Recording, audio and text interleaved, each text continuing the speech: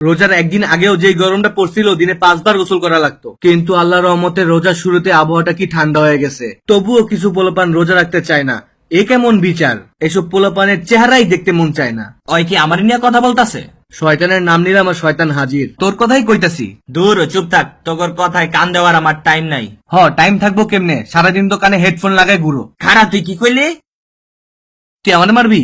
থাক, রোজা রাখছস দেখা কিছু কইলাম না, ইফতারের পর দেখা করিস। এই তুমি আমার সাথে রমজান মাসের আনলিমিটেড পিজা অফারে যাবা? তুই তো রোজাই রাখস না, তুই কেন রমজান অফারে যাবি? আরে বোকা, রমজানের অফারে যাওয়ার জন্য কি আর রোজা রাখা লাগে?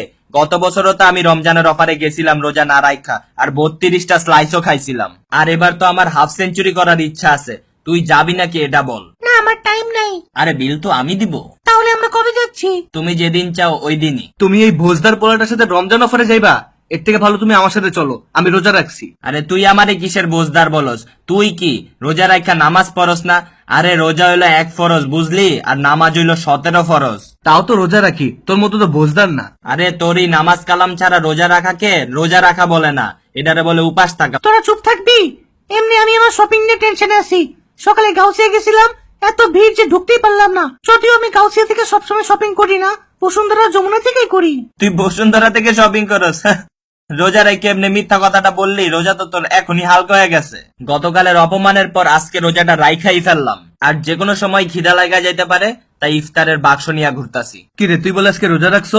অনেক খারাপ ভাবে আমারে রোজা ধরছিল, পরে কেকা ফেরদৌস এর নুডলস এর ভর্তা দিয়ে আমের বিরিয়ানির রেসিপি দেখার পর ক্ষুধা যে কই গেল বুঝলামই না। থাক, যাই হোক, সারাদিন যে না খায় কষ্ট করে রোজা রাখছোস এটাই বেশি। আসলে সারাদিন কিচ্ছু খাই নাই রে, সকাল থেকে খালি 3টা বিড়ি টানছি। একটা গালি দিতে চাইছিলাম, কিন্তু রোজার মাস দেখে গালিটা দিলাম না। বিড়ি টানলে রোজা ভাঙে না, তাই না?